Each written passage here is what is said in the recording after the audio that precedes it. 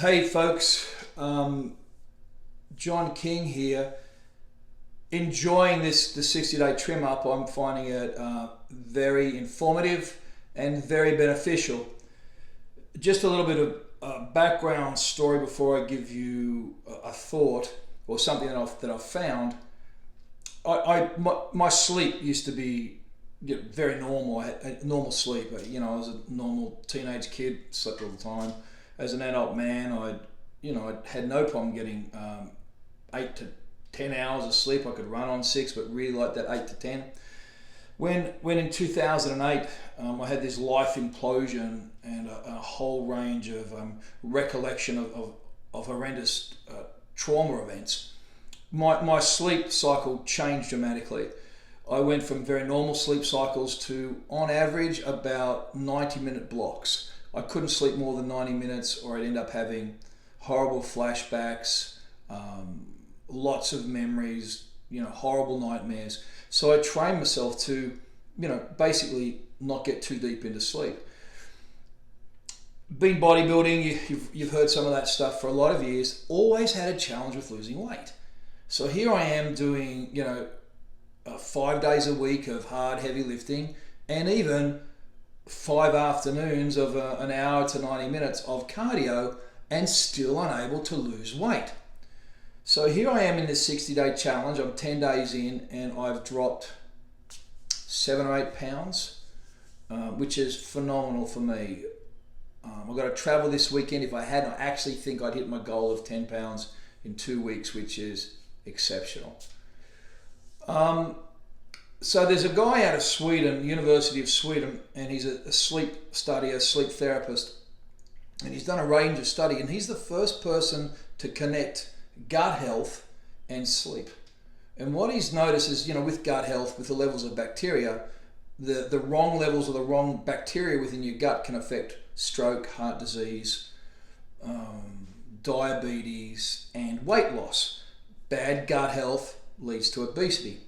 So this is what this guy's put together, and this first guy he's done a series of studies, and he took two groups of people, and for the first cycle through, they all had good sleep, and then he measured gut bacteria.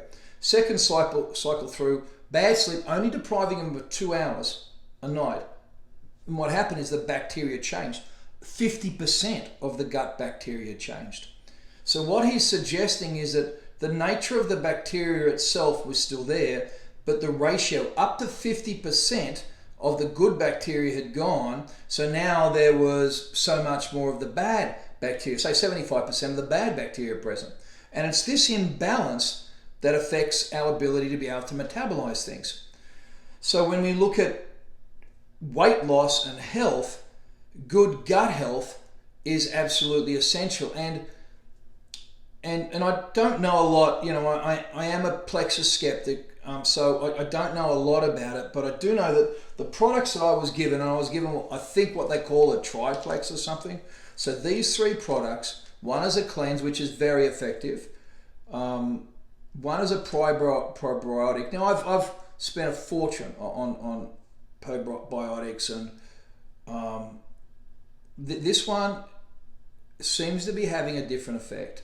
And then there's a slim thing, which is an insulin, helps regulate your insulin. Now, what's very interesting is in this gut health and this sleep study is that lack of sleep leads to a direct inability of the body to be able to regulate insulin. Poor insulin levels leads to not only potential diabetes and diabetes 2, but also an inability to lose weight and a propensity towards obesity. So part of what I'm starting to come to terms with is the combination of these 3 with cleaning, with then regulating good bacteria within the gut, helping to regulate insulin, is having a real personal effect. I wish it would actually help me sleep more.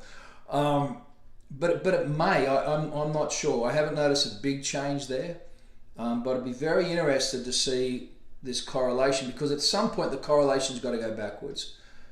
Internal health, as you start to prosper on the inside, everything else starts to prosper. So I'm just wondering how that's going to go back that way. So very interesting. Anyway, thanks.